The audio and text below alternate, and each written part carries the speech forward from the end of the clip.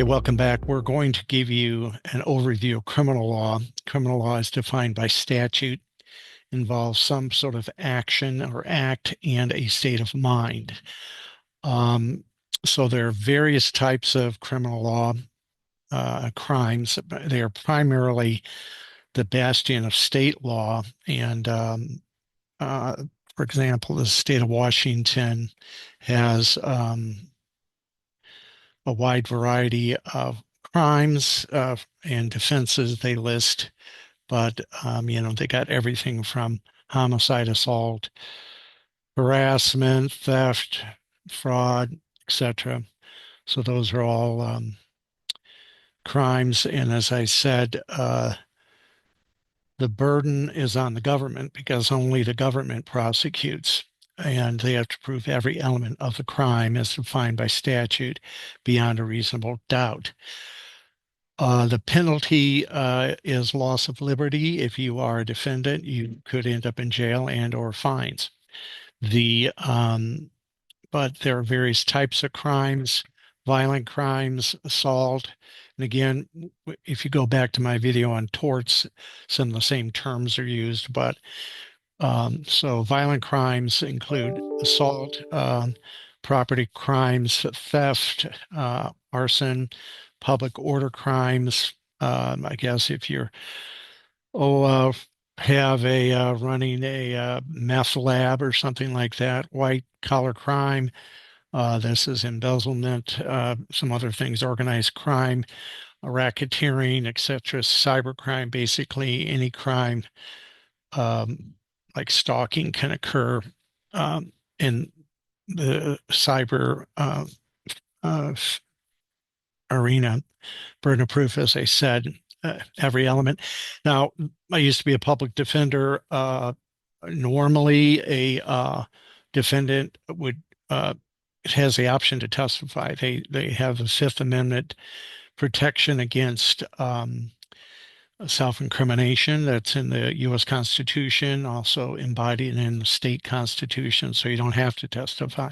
In theory, that the jury, if you and you do have a right to a jury trial in a criminal case, you can waive that. Oftentimes, that is done, but no, whether you testify or not is supposedly not going to be used against you.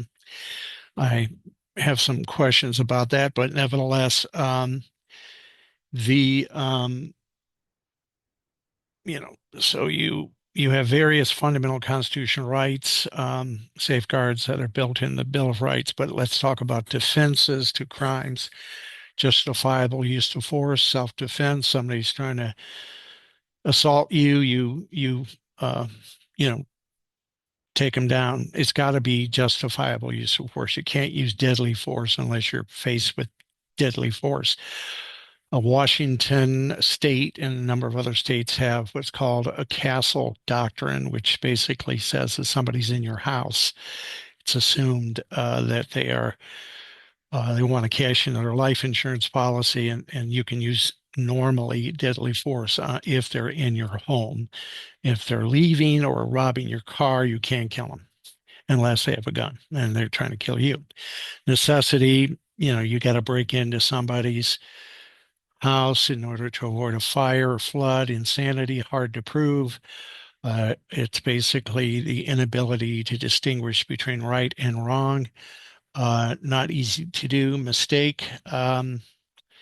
That is a defense. But oftentimes that's not a good one because you see these cases where somebody goes to the wrong house and the homeowner kills them. That's Duress is a defense. Normally it's got to be physical duress. Somebody's maybe holding your family or a loved one and tells you to go rob a bank. Entrapment, I think that's more common than people think, where the government agents set you up and there's a tipping point where they tell you to call a number to set off the bomb or something, and and the police can lie to you. I mean, that's one thing that a lot of people don't understand. The police, they pull you over, tell you something. They want to look at your trunk. You have a Fourth Amendment right to be free from unreasonable searches and seizures. You always want to ask them, where's your warrant? Be polite. Statute of limitations, that's a time limit embodied by statute that basically limits the ability of a court to adjudicate either any case, civil, or criminal. And there are time limits where that's, if they're going to prosecute you, there's a time limit associated with every crime except for murder. Immunity, sometimes people have qualified, limited, or absolute immunity, like police have essentially qualified immunity. Constitutional safeguards, I mentioned these. There's two great resources here, the National Constitution Center, which talks about, your fundamental rights, the Fourth Amendment, to be free from unreasonable searches and seizures. Now, if you consent, you've just given it up. The Fifth Amendment talks about freedom from self-incrimination, freedom from being prosecuted twice for the same crime by the same jurisdiction. You have a Sixth Amendment right to counsel, you have a right to a jury trial. Eighth Amendment, you have a freedom from cruel and unusual punishment, etc. So those are the big ones. But as I mentioned before, it does not prevent you from being sued. The fact you're being prosecuted by the government doesn't prevent you from being sued by somebody, as in the O.J. Simpson case. And so, as I mentioned before, for every crime, there's a tort. For every tort, there's a crime.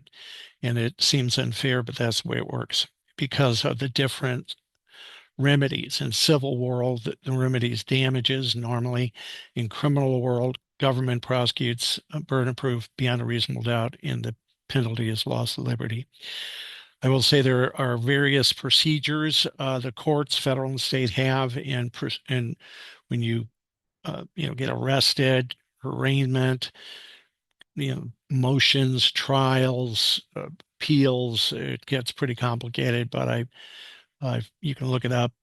Federal and state courts have these different procedures, so that's all cool. All right, so that is, I believe, it for criminal law. Stay out of trouble, and everything would be cool.